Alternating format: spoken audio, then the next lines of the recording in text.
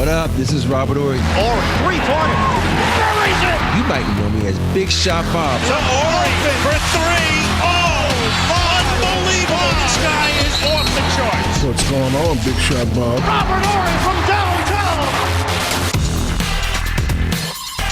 All right, even though we were late this week, my fault, we're still going to drop you a Friday bonus show. It's the Shoot-Around, episode 133 of our little extra Friday bonus show for you. If you ever have a topic you want us to do, a piece of audio we didn't get to, something we didn't talk about, and I have three really good questions on the sheet this week. We're going to get to those in a second. You just find us. We're out there. Big Shot Bob Pod, Rob Jenners, Brandon Harper, obviously Robert Horry. You can find us on all the platforms. Send us your stuff, and if we see it, we get a chance to talk to you about it, we'll bring it up on the show. I did want to bring up this because it was like the ultimate letdown. And I want to know if you guys have experienced something that you got really excited for, and it was a complete and total letdown. Rousey looking for the arm, and already the arm, it's over. Mamma mia! It is just incredible. The most devastating finish in MMA history. And Ronda Rousey just took another arm hostage. Ronda Rousey, Gina Carano, huge promotion for this fight on Netflix. Lasted 17 seconds. 17 seconds.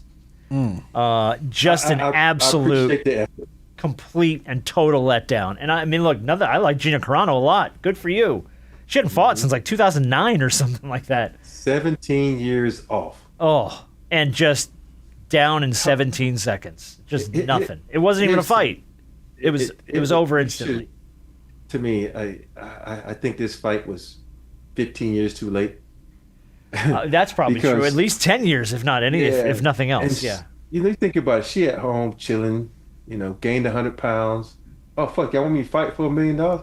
Shit, you give me $1 million, I get down to my fucking playing weight too. Yeah, sure. And I just thought, like 17 years off. I wasn't interested in this fight at all. I was kind of I was like, okay, this might be something, and it just no. When I saw the gap, I haven't fought in 17 years. I'm like, no. Yeah, and then I had to lose 100 pounds. That means I wasn't fighting. Now, if she said, okay, I had to lose 5-10 pounds because I still been training and in shape, I'd be like, okay, I'm more interested. But the fact that you had to lose that much weight to get into the ring, I'm like, no. Even with the fight before that, what's the guy name? The African dude. The big dude? Not the African, the dude, the Mexican that always beats everybody up. He's fighting the bare knuckle dude. I forget his name. I'm really following even him. I'm like, you could look at his right eye and like one hit and that's going to split open. And look, one hit and it split open. And like, there's blood everywhere. So there's just two fights that I think people like. I appreciate the effort. Well, here's the headlines will pass their prime. They are. Here's the thing that I didn't know. I found out after the fight, and had I known it ahead of time, I would have completely discounted the whole thing. This was part of Jake Paul's Most Valuable Promotions, first ever MMA card on Netflix. This is the guy who fought Tyson. And that was just like, so I guess my question was, an event you were either excited to see or something you watched that you were really excited for, that was a complete and total letdown. Mike Tyson, Holyfield 2. Was that the year? My dad loves That was boxing. the second fight he bit his ear, wasn't it? Yeah, it was the second fight. Yeah, I think. It was like, okay, it's gonna be a good fight. I got up close ring seats, cost me a lot of money. Me and my dad. Yay, we hear Dad. And then next thing you know, that shit break out. Then that's when everything is going crazy, and we got stuck upstairs. We had to sit upstairs in the arena. Is that the same night Tupac got shot? Ooh, so Tupac got killed in 90. I think it's the same night. I know it was during the Holyfield fight, the Tyson fight when he got killed. Yeah, because I remember I was sitting there. We finally was able to let us down because something happened in the arena was they thought gunshot and everybody flipped the tables over. It's a scene in his book that I was reading about the guys who do magic and was counting cards, where they talk about Dominique was stealing chips, but now he wasn't. He was grabbing his chips because the table got flipped over. It was a different Tyson fight. Okay. It was Tyson versus Bruce Seldon, September 2nd, 1996. That's what but it was the same night as the Tyson fight. It just wasn't that Tyson fight. Okay. But it's just so weird that's the one time usually MGM used to give me tickets, and they're like, you want to upgrade? You be ring close. They cost you like $3,000 more. I'm like, sure, let's do it. It's my dad. That motherfucking fight stopped. I was so mad. I want my money. I want my money back. Yep. Straight letdown. Yeah. Harp.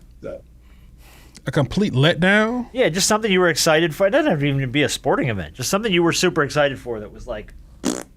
Not the girl you went on a date with the other night, but something else. Oh. No, I wasn't one about one of those. I haven't had one of those in a long time. What, a letdown or a date? Like that. No, letdown. Oh, okay, good.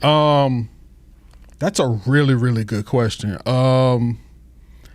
I don't want to call. Well, I guess I don't know if we had huge expectations for this, but it was a fight. It's really just for the money. I expected a little more from the Tyson and Jake Paul thing. Oh yeah, it was just nothing but a bunch of just dancing around the whole ring the whole time. After you're gonna do promo around that and the fear of Tyson, and Jake Paul can't stand in the ring with Tyson. One shot from Tyson, he's out. Man, it was barely a punch thrown in that whole fight. Just dancing around. All the punches he pulled. Tyson looked like he could barely move. I'll tell you the one that my neighbor paid for was Mayweather-Pacquiao. Oh, God. Because we're keeping it in the fight ring, so I'll keep it in the fight ring. I remember my neighbor, it was like $100 too. My neighbor paid for it. He's like, I'm going to pay for it. Everybody come over, we're going to watch it. If you throw it $15-20, great. That was we were all just like, this sucks. It wasn't even a fight. It was like, what is this? Mm-hmm. This is so stupid. Mm-hmm. Like, there were barely any punches thrown. It was horrible. Terrible experience. Absolutely terrible. Question from Justin to the show. Do you guys agree with Colin Cowherd's take on Kevin Durant? I've heard a lot of opinions about Durant, but for me, this summed it up pretty good. And he attached this clip from Twitter. This is Colin Cowherd on the Club 520 podcast with Jeff Teague. Somebody said on my staff the other day, KD is like a boat. The best day is the first day you have it, and the first day you sell it. Damn. The two best days of a boat are buying it and selling it. And by the way, somebody else will buy the boat because you have amazing moments. It is awesome. You kind of feel like cool guy in the neighborhood when you get the boat or KD. And then after about a year, you're like, shit, man, it's a lot of work. It's expensive. It's a lot of work. I don't know if I feel about KD. Everybody on the podcast shot that down pretty fast. But honestly, it's a pretty damn good analogy. You're excited to have it, and you're excited to sell it. You know what I mean? Yeah. Because the Suns were so excited to have Kevin Durant, and they were so excited to see him leave town. I think a lot of that had to do with Bradley Beal too being there. He didn't turn out, and then it didn't. And then KD had to do more work than he wanted to do. I think when if you look at KD's career, great player, but the one thing people don't talk about is KD's always had two really good players with him when he's been successful. You think about it, you had Westbrook, you had Harden. Yep. That team there, because it took some of the pressure off of him. And don't get me wrong, he don't really need that, but I think when he came into the league, he had that, and now that's become who he is. And I think now when you look around like, I got to do too much work here. You're making it harder for me. Even though I can do it, I just spend so much work trying to do this that I don't want to fucking mentor nobody. Yeah. I don't want to be that guy anymore. I just want to hoop where I can just, when I have my opportunities, I take my opportunities. The thing is, KD can still play. I just think he needs two other superstars with him so he can really exploit the defense and really be comfortable. Let me ask this question. Sorry, I didn't interrupt you. Yeah, how do you think Houston feels about him? Genuinely, how do you think Houston feels about him after the season they just had? I think they don't give two shits. It's like, I think they realize how much Dylan Brooks made that team go defensively. And I'm thinking like, well, he's a great player, but we need to add something with him. I think with Van Vliet coming back, that might take some of the pressure off. So I think they're going to run it back one more time. It's a fully healthy team. And, of course, Sengun is one of those guys that everybody used to say he's the most overrated. But as a team, I'm like, Sengun, you ain't going home. We paying you. You're going to stay here. You're going to lose about 15 pounds. We're going to chisel that body up. We got KD. Now we got two guys. Jabari's gotten better. They got 2 to 3 guys now that can make it easier for KD, especially at his age. Sorry. Yeah, I've always said with KD, he grade A talent, just grade A player on the court. But sometimes I wonder, is he willing to accept all of the ridicule that comes along with things that a real superstar would have to deal with? We know he is. But that's the thing. So I have the talent of a number one and a guy that's supposed to lead a franchise, but I don't have the ability to accept the accountability that comes along when things are not going well. I want all the praise, but I don't want any of the ridicule. And that's my problem with him sometimes. It's like when things aren't working, he wants to move on somewhere else. And I'm like, well, bro, you have to be the reason it works. You can't I can't be this great talent and then when things aren't going well, let me go ahead and duck behind this bush and just point the finger at everybody else. And then when things are going well, I want to stand front and center and say, hey, you got a future Hall of Famer right here. Yeah. That's the reason why. I just feel like you're running out of teams and you're running out of time. Well, to your point, who at this point, if Houston decided they wanted to move on from him, I don't know who comes calling on Kevin Durant. I think he should just stay in Houston. Just stay in Houston. Well, I agree with you. Yeah. But I'm saying if they decide they want to move on from him, it's like, what do you even do? Like, what are the opportunities for you around the league right now? I don't know. Is there a team that just isn't doing dick? That's like, well, Kevin Durant can't hurt. Denver. All right. You put around 2 superstars again. You pair him up with Murray and Jokic. Yeah, it makes it really easy for him. He doesn't have to work that hard at his age. So, that to me, I think Westbrook did well there in that kind of a role. Yeah, I just think he needs 2 superstars to make it easier for him. Now, if you're Denver, what does Denver have to give up for this? Because the Houston ain't just asking for. But I don't think they're going. But I'm just saying, I know Denver's not going to do it. But I'm just saying. No, but you're right. But as situations go, yes, pie in the sky. That would, Because it's the problem with KD, and this is the situation where any team that trades you and they want to say, like Cowherd said, we want to get rid of this boat. We had good times, but it's now time to get rid of it. They know they're not selling it on the cheap because they also know that KD can still play. Well, you want to make your money back on the boat, right?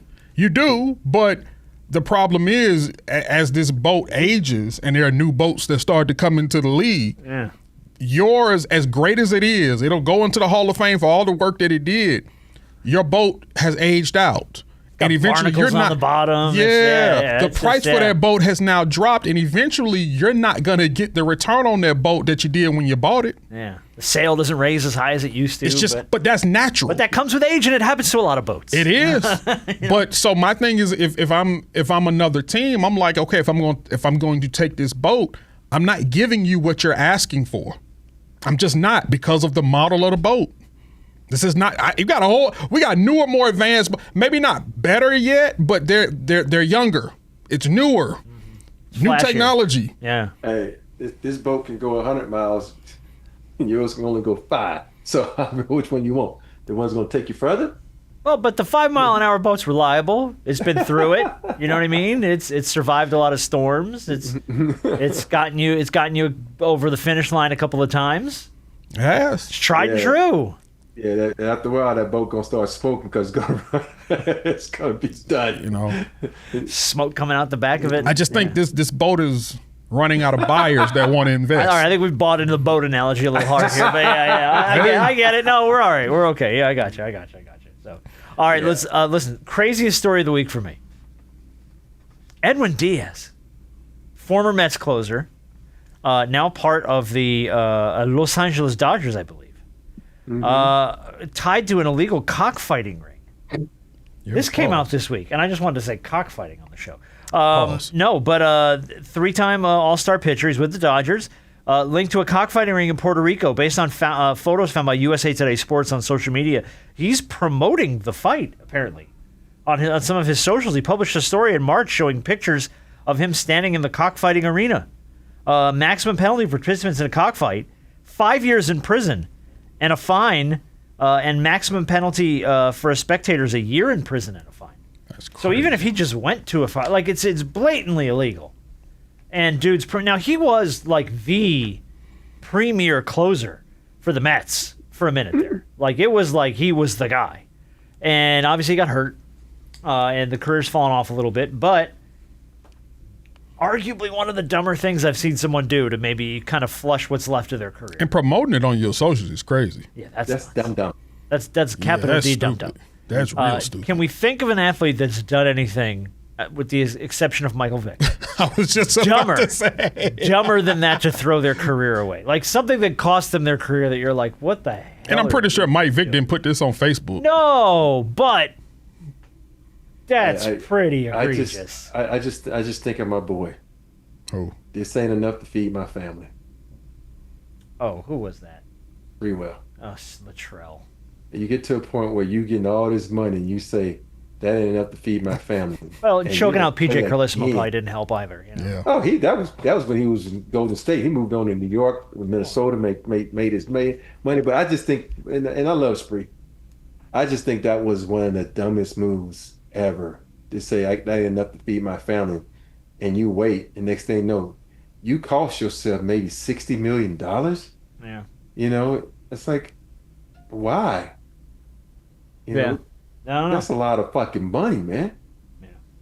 I he didn't throw his career away over this, but I always lament that if Dennis Rodman would have been a little bit more, I'm going to say mentally sound, responsible, he could have been beyond an all-time great. Like, I mean, he was great as he was, but I feel like there was so much more tread on the tire for Dennis Rodman that got kind of left behind because he couldn't like put away the partying and he couldn't put away the lifestyle and all this other stuff. And like, there was like a limitless potential for me with him that just got left behind because he couldn't get that stuff under control.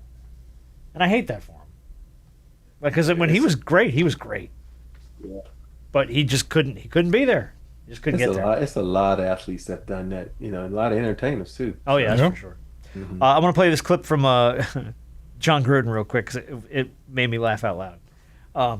He brought up some trash talk that Peyton Manning used to do when he was on the field, and Gruden brought it up on his Barstool show this week, and I thought it was great. Peyton Manning used to look up, I'm convinced, our starting secondary, their wives' names. He'd be like, Tanisha Smith. Hey, guys are like, hey, man, that's my wife.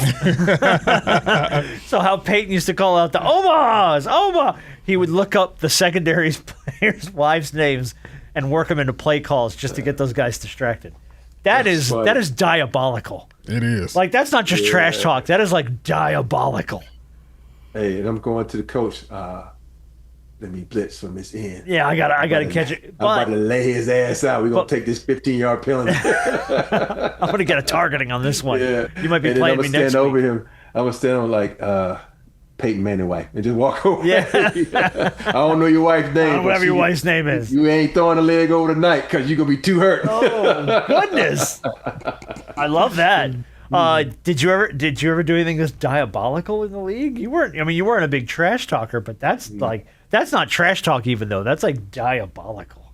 That's like diabolical. You spent time to go look that stuff up and remember it. Like, I that's think the good. most diabolical thing I ever did, we were playing Auburn, and I'm the type of person I don't call shit, but if you hit me, I'm gonna get you back.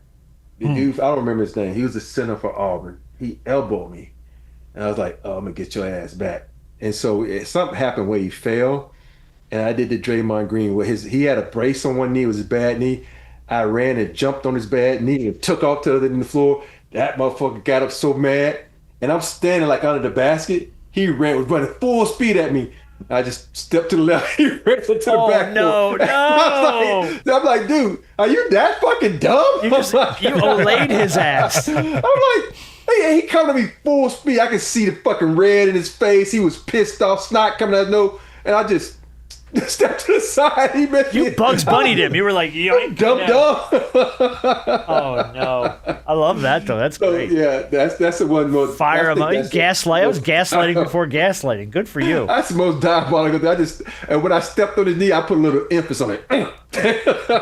little mustard on it. I can't get you back, but take that. I like that a lot. But I had a rep like that though. It's like if you hit me and you don't say something, you gonna get it. It's gonna come back your way. Yeah, if you hit me 2 times, I'm gonna hit you 4 times. It's gonna be double whatever you do. I like that. Robert Horry keeps score. I love it. Hell yeah. He does.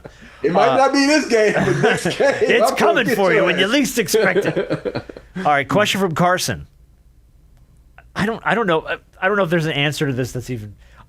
He wanted me to play this audio on the show, so he sent me this. What's the worst thing you ever smelled? Was his question. He shared this video. I think I know what video this is. Of a man who was letting farts go on a plane, who actually posted that he had eaten like a half a dozen deviled eggs or something before he got on the plane. And he's just sitting on the plane letting them rip. And this man in front of him just couldn't take it anymore. What the fuck? Damn, that shit stinks in Jesus' name. Lord help us. Lord have mercy. What the fuck is that smell?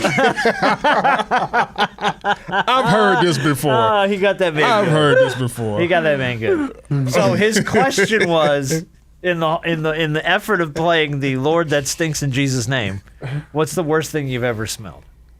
Well, growing up in Alabama, we didn't have much to do, right? So we had these, I don't know, it was like these big things where the doo-doo and shit collect and all that kind of stuff, right? So you talking about a sewer?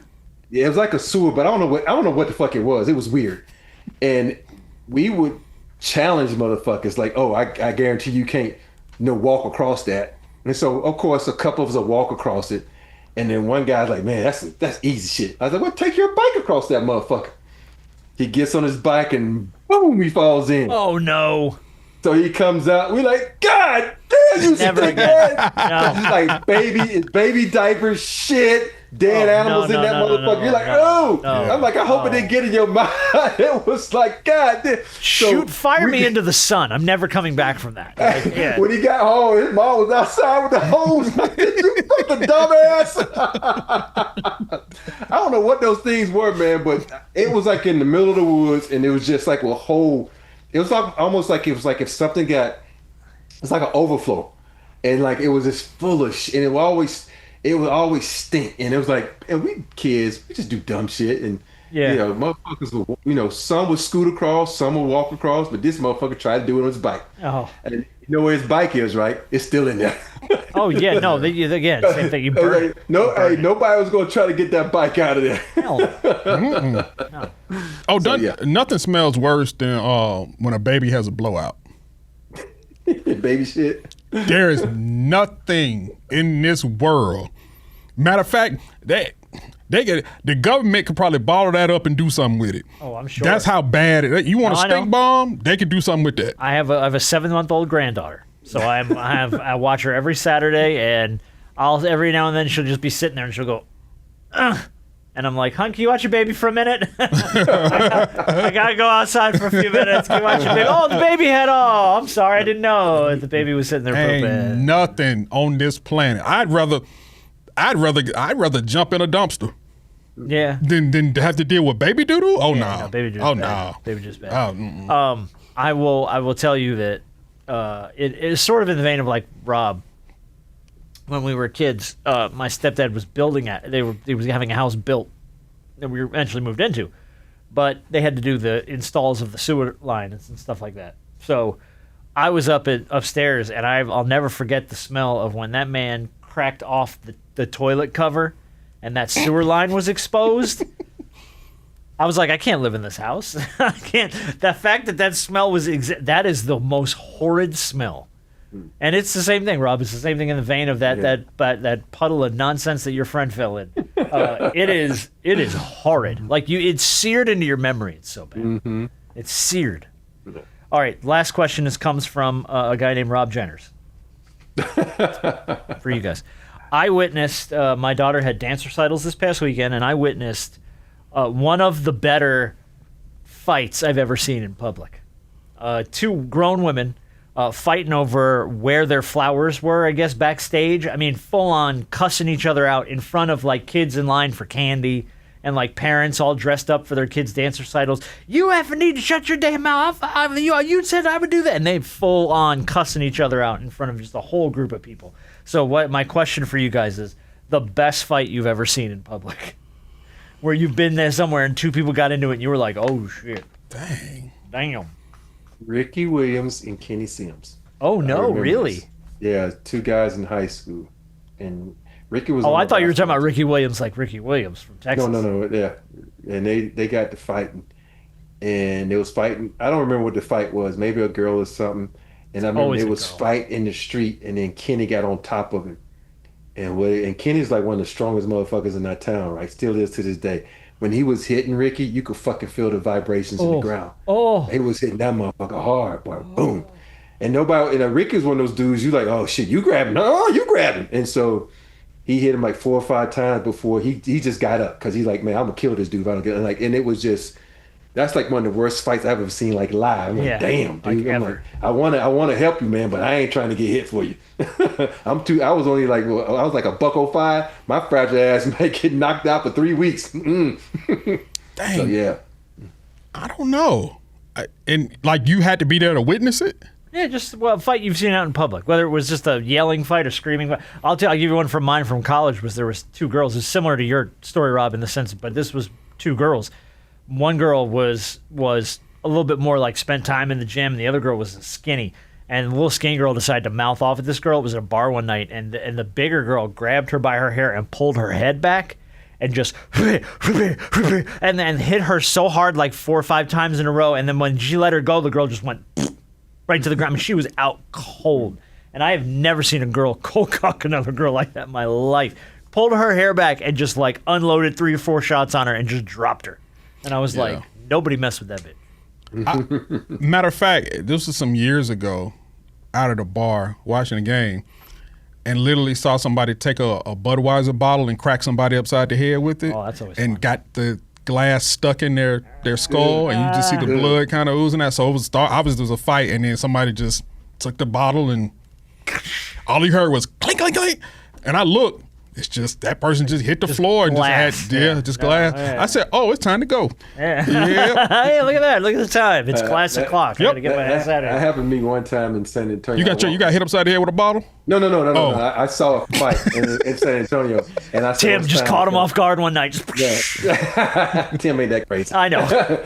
Hey, so it was weird. This girl was like, "Did you just fucking grab my?" He's like, "No." He's like, "You just fucking grabbed my ass," and she picks up a bar stool and hits him with the fucking bar stool. Oh. And his girlfriend comes over and push her. Then the boyfriend is like, I was like, I had just gotten in. I'm like, well, damn. I walked right back out. So I ain't trying to be nowhere near this shit. Thank you. Yeah. Mm-mm. Crazy, boy. Tim Duncan, crazy, man. I tell you, man. He put down his Bible. He hit you with a stool. It was wild, man.